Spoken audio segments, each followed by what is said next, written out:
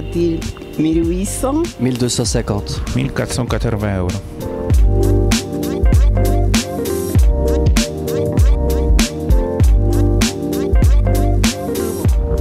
« 1050 euros. 940. 1050 euros.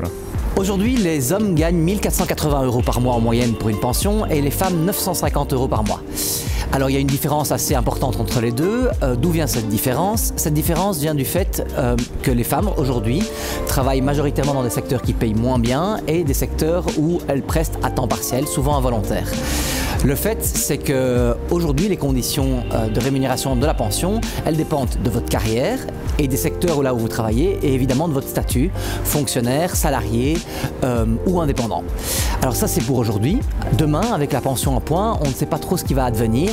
Ça risque d'être pire si la valeur du point change lorsque le gouvernement le décide.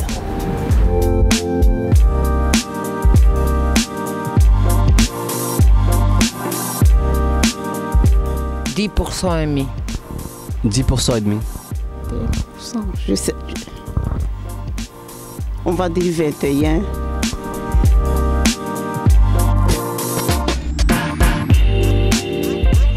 Euh, 15%. 20%. C'est à 12%. Alors les dépenses de pension aujourd'hui, c'est 10,5% du PIB. En 2060, ça sera 12,5% du PIB.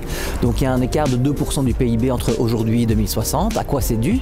C'est dû au vieillissement de la population. Il y a de plus en plus de pensionnés qui vont arriver à la pension. Mais il ne faut pas oublier plusieurs choses. La première, c'est que qui dit plus de pensionnés, vu l'évolution de la population, ça signifiera aussi qu'il y aura moins de gens sur le marché du travail, donc potentiellement moins de chômeurs.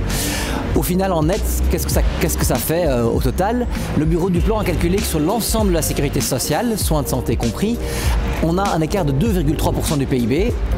Grosso modo, ça fait 10 milliards d'euros à trouver pour gérer le vieillissement de la population avec les pensions, les soins de santé, le chômage. Je vois trois pistes pour trouver ces 10 milliards d'euros pour le vieillissement de la population et pour vos pensions. Première piste, aller chercher les montants de la fraude fiscale et de l'évasion fiscale. On en a parlé dans nos journaux pendant des semaines. Si on récoltait l'argent de l'évasion fiscale et de la fraude fiscale en Belgique et qu'on les taxait, on récolterait sans problème ces 10 milliards d'euros. Deuxième piste qu'on oublie un peu souvent, c'est augmenter simplement vos salaires bruts. Si chacun et chacune avait des salaires bruts à la hausse, ça ferait non seulement plus d'argent, des montants de pension plus importants pour chacun et chacune d'entre vous, mais en plus de ça, ça fait plus d'impôts dans les caisses de l'État et également de cotisations sociales dans les caisses de la sécurité sociale. La troisième et dernière piste, c'est la globalisation des revenus. La globalisation des revenus permettrait de taxer le capital et donc les revenus du capital de manière plus importante. Et il ne faut pas oublier également de taxer le stock de capital, à savoir la taxe sur les grandes fortunes qui ne paye pour le moment pas grand-chose, voire rien du tout dans ce pays.